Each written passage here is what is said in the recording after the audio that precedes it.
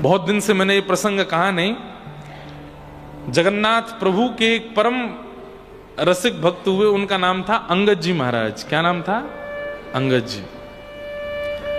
एक राजा के महामंत्री थे अंगद जी, बहुत ध्यान से सुनना। और राजा जो था वो संबंध में अंगद जी का भतीजा भी लगता था, मतलब राजा के चाचा थे।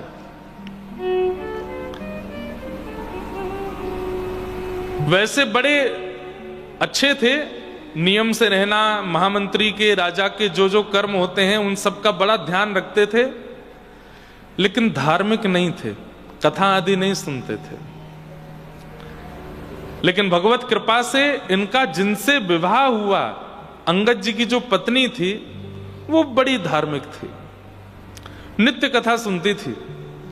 कथा सुनने में इतनी रुचि थी कि बस पता चल जाए कि पास के गांव में भी कथा हो रही है तो दौड़ करके जाती थी। और उसने इसी शर्त पर ब्याह किया था अंगद जी से कि आप मुझे कथा सुनने से, भगवत सेवा करने से, नाम जप करने से, अनुष्ठान करने से, ठाकुर जी की घर में सेवा करने से रोकोगे नहीं। तो अंगद जी ने भी ये उसको वचन दिया और उससे भी वचन लिया कि तुम चाहे कथा सुनो, सेवा करो, सत्संग करो, अनुष्ठान करो, मुझसे कभी कहना नहीं कि तुम भी कथा में चलो, तुम भी सेवा करो, तुम भी नाम जप करो, मुझसे होगा नहीं। तो दोनों की आपस में ये कमिटमेंट हुआ था कि वो उनको नहीं छेड़ेंगे, ये इनको नहीं छेड़ेंगी, वो कथा में रहेंगे, ये बिल्कुल कथा में जाएंगे नहीं। तो अंगद जी कथा वार्ताओं से लाखों कोसों दूर रहते थे। लेकिन एक दिन, लेकिन प्रेम बहुत करते थे अपनी पत्नी से, बहुत प्रेम करते थे। पत्नी ने दीक्षा ले ली थी एक महाराज जी से, एकादशी का दिन था, तो महाराज जी का नियम था कि सब शिष्यों के यहां एकादशी के दिन सत्संग करने जाते थे। इस बार नंबर आया अंगद जी की पत्नी का। वो घबरा तो गई कि कहीं मेरे पति नाराज ना हो, लेकिन उसने सोचा कि इतने साल हो गए विवाह को, अब तो मान ही जाएंगे, और वैसे भी वो पूरे दिन राजभवन में रहते हैं, कोई दिक्कत नहीं, और थोड़े बहुत नाराज हुए भी तो मुझसे प्रेम इतना करते हैं, मना लूंगी मैं। महाराज जी अपने गुरुदेव को पूरी संगति के साथ में बुला लिया। गुरुदेव कथा करने लगे, सत्संग कीर्तन चल रहा था, उन्माद नृत्य कर रहे थे सब रसिक जन, और अंगद जी के घर में कथा चल रही थी। अंगद जी शाम को अपने राजभवन से लौट के आए, और जैसे ही देखा ताल बज रहे हैं, कांसे बज रहे हैं, कूद कूद करके रसिक जन नाच रहे हैं, बीच में पत्नी भी नृत्य कर रही है, कई सारे श्रोता भी, अड़ोसी पड़ोसी भी आए हैं। आग करके आग बबूला हो गया, बंद करो ये सब, क्या कर रहे हो? ये कोई आश्रम है क्या? ये कोई आश्रम है? ये मेरा घर है, निकलो यहां से। वैसे तो संत जनों को अपमान का बोध होता नहीं, लेकिन इतने सारे वैष्णवों को एक साथ कोई आकर के डांट फटकारने लगे और कथा कीर्तन करने से रोके, तो फिर सब सोचेंगे कि यहां से निकल के कहीं और करने में ही भलाई है। धीरे धीरे सब निकलने लगे। पत्नी रोकने लगी, मेरी बात तो सुनिए, आप ऐसे कैसे कह सकते हैं? बोले मेरा हाथ छोड़ो, ये घर है, क्या बना रखा है यहाँ पर? सब्जी मंडी की तरह सब लोग आ गए हैं, उछल उछल करके नाच रहे हैं, गा रहे हैं। ये मेरा घर है, मेरी अनुमति के बिना कोई कैसे आ जाएगा यहाँ पे? निकलो सब बाहर। सब संत महात्मा साधु जितने भी थे सब चले गए। पत्नी बहुत रोई। थोड़ी देर बाद अंगद जी का क्रोध शांत हो गया तो पत्नी के पास गए, देवी तुम मेरी बात सुनो। पत्नी बोली, बात नहीं, दूर रहिए मुझसे। और पत्नी ने कहा, आपको आज तक कभी रोका नहीं, टोका नहीं, ये भी नहीं बोल रही थी कि आज कथा है तो आप बैठो, आप जाके अपने कक्ष में बैठते। अरे अकेले आपका घर है, मेरा भी तो घर है, मैं भी तो गृह लक्ष्मी बनकर के आई हूं। मेरा अधिकार नहीं कि अपने घर में अपने गुरु को बुला के मैं सत्संग करा सकूं? अच्छा देवी अब तुम नाराज मत हो, मैंने तुमसे पहले ही कहा था तुम कुछ भी करना मुझको उसमें मत लेना, और घर में करोगी तो मुझे आना पड़ेगा। पत्नी ने कहा, आप भजन नहीं करते, साधन नहीं करते, नाम जप नहीं करते, सेवा नहीं करते, फिर भी मैं आपके साथ रहती हूं, लेकिन आज आपने जो किया है इसके बाद मैं संग नहीं रह सकती।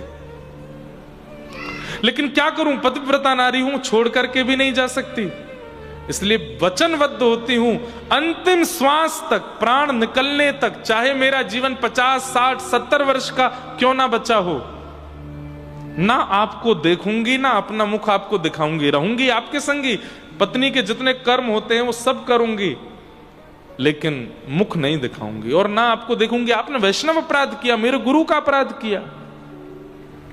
और अंगद जी की पत्नी ने घूंघट कर लिया। 1.5-2 वर्ष हो गए अंगद जी अपनी पत्नी को देखे नहीं है, घूंघट में रहती है। अब तो अंगद जी की स्थिति ऐसी हो गई, इतने बेचारे विषाद में चले गए। अब घर आने का उनका मन भी नहीं करता, पत्नी बात नहीं करती है, बस थाली लगा के दे देती है, कपड़े धर देती है सुबह, बस सब क्रम करती है, ना वार्ता करती ना देखती। अंगद जी दुखी हारे बेचारे एक दिन अपने राजभवन से आ रहे थे, उन्हीं महाराज जी की कथा चल रही थी बीच रास्ते में। तो अंगद जी ने मन में सोचा, इस कथा ने मेरा पूरा घर उजाड़ दिया, लेकिन मेरी पत्नी मुझे त्यागने पर आतुर हो गई, कथा नहीं त्यागी उसने। ऐसा क्या है इस कथा में जो इतनी प्रिय लगती है? अपने घोड़े को कहीं बाहर बांध करके और अंगद जी भीतर जाकर के कथा में पीछे बैठे, और कथा का प्रसंग तो होते ही अद्भुत है। प्रसंग सुनते सुनते अंगद जी का इतना मन लगा, इतना मन लगा, थोड़ी देर में सब उठ करके खड़े हो गए। तो अंगद जी ने पूछा, आप लोग सब खड़े क्यों हो गए? बोले कथा विश्राम हो गई, आरती होगी। बोले कथा विश्राम हो गई? बोले हाँ, इतनी जल्दी क्यों? बोले अरे भैया तुम आके बैठे तब से अब तक 4.5 घंटे हो गए। अंगद जी बोले मुझे तो पता ही नहीं चला, 4.5 घंटे, कितना अच्छा लग रहा था, कितने बढ़िया प्रसंग। अब कब होगी ये कथा? बोले अब यहाँ की तो सप्ताह पूरी हो गई, कल से महाराज जी के पास के गांव में कथा है। अंगद जी ने सब पता ले लिया, बोले कल मैं आऊंगा। वापस घर गए, पत्नी से तो बात होती नहीं थी। अगले दिन फिर वो दूसरे गांव में पहुंचे, वहां जाकर के कथा। अब पीछे से धीमे धीमे गति उनकी आगे आने लगी, मध्य में आके बैठने लगे, इधर बैठने लगे। अब तो ये कि कथा से 4 घंटा पहले आ जाते हैं, सबसे आगे आके बैठते हैं अंगद जी और कथा सुनते हैं। अब तो स्थिति ये कि नेत्र बंद हो जाते हैं, अविरल अश्रुधार गिरती है नेत्रों से, और हाँ नाथ कहकर के रोते हैं कथा में अंगद जी। 1.5-2 वर्ष हो गए, पत्नी को नहीं पता है कि ये कथा में जाते हैं। एक दिन उन्हीं के ही शहर में कथा थी। अंगद जी राजभवन से आए, पत्नी घर से आई, दोनों बैठे हैं कथा में अलग अलग। और ऐसे ही एक कीर्तन प्रारंभ हुआ। अंगद जी उठकर के भाव आवेश में जब नृत्य करने लगे, धीरे धीरे सबकी नजर पड़ी, कोई भाव में नृत्य कर रहा है। आगे बैठी उनकी पत्नी ध्यान से कथा सुन रही थी, पीछे मुड़ के देखा तो अंगद जी, और नेत्रों से अविरल अश्रुधार, और इतने भावावेश में नृत्य कर रहे हैं। पहले तो विश्वास नहीं हुआ, मेरे पतिदेव, ये अंगद जी महाराज है। थोड़ी आंख मीड़ करके और पास जाके बोली, ये अंगद जी हैं। आज इतनी प्रसन्न हो गई, इतनी प्रसन्न हो गई। अच्छा, स्थिति देख करके पता चल रहा था कि ये एक बार में नहीं हो सकती है, हो सकता है। मैं तो वर्षों से बात नहीं की, 1.5 साल से कथा सुनते होंगे।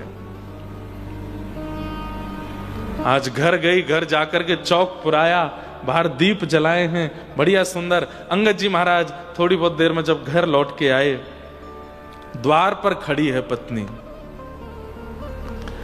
अंगद जी ने आकर के स्वयं नीचे नजर कर ली और कहा, देवी मैं आ गया हूं, तुम घूंघट कर लो। अंगद जी की पत्नी बोली, घूंघट उससे किया था जो वैष्णव अपराधी था, पर अब पता चला है कि आप भगवत कथा से प्रेम करने लगे हैं, तो आपसे घूंघट करूंगी तो अपराध हो जाएगा। इसलिए नाथ, अब मेरे उस विषाद, मेरे उस विकार को अस्वीकार करें और मुझे स्वीकार करें। और चरणों में प्रणाम करके पत्नी ने वो नियम छोड़ दिया। लेकिन अंगद जी की स्थिति देख लो। अंगद जी आके क्या बोले, देवी लेकिन अब पहले जैसे तुम्हारे रूप को देखने की मेरी इच्छा नहीं बची। अब कथा सुनकर के नेत्र श्याम सुंदर को देखना चाहते। अब तो केवल एक ही इच्छा है कि वो माधव देखें। पत्नी और प्रसन्न हो गई, बोले कि मैं ये सुनकर के मेरा नृत्य करने का मन होता है, आप कैसे बदल गए? बोले पता नहीं, अब मुझे पता चला कि कथा तुम क्यों सुनती थी। सुनो, अब सब हमारे बीच में रजामंदी हो गई है, मुझसे अपराध तो बनाई, हम आचार्य से निवेदन करें और वे हमारे घर में आके कथा सुनाए। दोनों पति पत्नी गए और जाकर के आचार्य से निवेदन किया। सप्ताह कथा अंगद जी ने अपने घर पर कराई और पूरी कथा यजमानत्व में बैठ करके सुनते थे। यही प्रसंग पूरा नहीं हुआ, अंगद जी की चरित्र बहुत सुंदर है। फिर अंगद जी मंत्री थे, अपने राजा के बिहाफ पे युद्ध करने जाते थे। कई बार राजा नहीं जाता थे, मंत्री ही मुखिया बनकर के युद्ध में जाते। तो एक पास के किसी शहर में युद्ध हुआ, वहां युद्ध में वहां के राजा को परास्त करके, और युद्ध में ऐसा होता था कि राजा को परास्त करके उसका सारा धन साम्राज्य लेकर के अपने यहां आते हैं। तो अंगद जी महाराज जब उसका सारा धन लेकर के आने लगे तो उसी धन में एक बहुत सुंदर मणि थी। उस मणि को देखकर के पता नहीं क्यों अंगद जी के मन में आया कि मैंने आज तक किसी मंदिर में जाके दर्शन नहीं किए, और मेरा और पत्नी का आपस में भाव हुआ है कि हम कुछ दिन बाद पहली बार जगन्नाथ जी का दर्शन करने जाएंगे, तो ये मणि मैं रख लेता हूं। वैसे भी राजा कुछ ना कुछ उपहार देंगे मुझे, तो मैं ये मणि रख लेता हूं, ये मणि मैं जगन्नाथ जी को अर्पित करूंगा।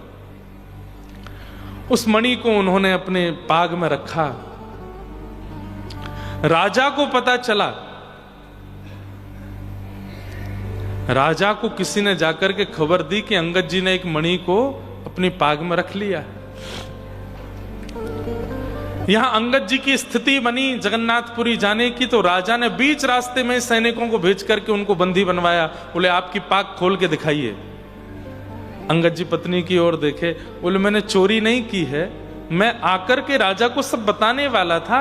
वो जीती हुई सामग्री में से सब सेना को उपहार देते हैं, तो मैं उपहार में ये मणि मांगने ही वाला था, लेकिन मुझे था कि मुझे जगन्नाथपुरी जाना है, पहले मैं मणि ले जाता हूं, सब क्रिया करके आके राजा को बता देंगे। बोले ये सब तुम्हारी बनावटी बातें हैं, हमें पता है तुमने मणि की चोरी की है, मणि दिखाओ। अंगद जी ने मणि निकाली, बोले मणि हमें दे दो। बोले अब इस मणि पर जगन्नाथ जी का नाम अंकित हो गया है, ये उन्हीं के लिए है, मैं आपको नहीं दे सकता। सैनिकों ने कहा तुम्हारा सर धड़ से अलग कर देंगे, मणि दो।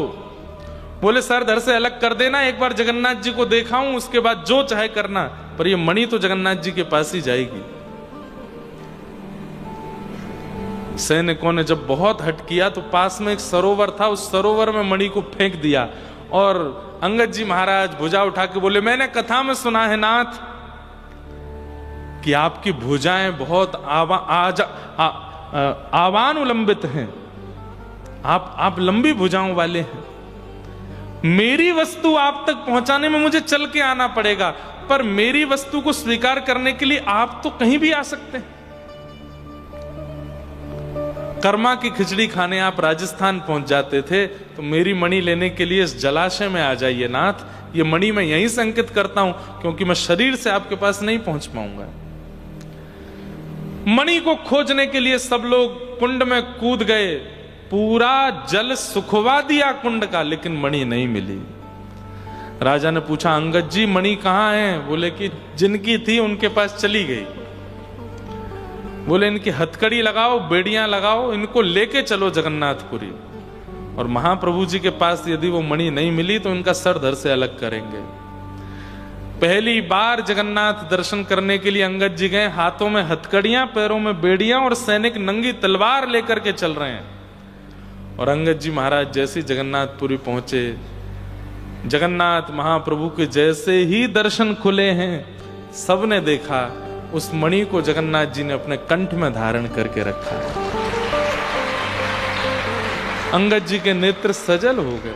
आज भी वो मणि जगन्नाथ जी कंठ में या शीश पर कहीं धारण करते हैं, आज भी। कथा सोचिए, और कोई अनुष्ठान नहीं किया अंगद जी ने, केवल कथा सुनने में रति लगा दी, सुनने में रुचि लगा दी, उससे इतना बल प्राप्त हो गया कि कहां मणि पधराई और कहां पहुंची। और जगन्नाथ महाप्रभु ने कैसी कृपा करके अंगद जी को दर्शन दिया। वही बात यहां पर आचार्य चरण कह रहे हैं, विश्वक्सेन कथा सुयः, सत्संग के प्रति, कथा के प्रति यदि आपकी रति है, आपकी रुचि है, तो आपके नाथ आपसे प्रसन्न हैं, इस बात का प्रमाण है।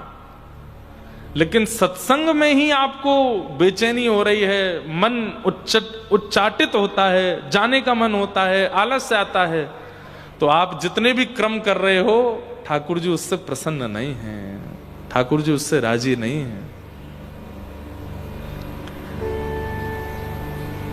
हरि के गुण सुना करो,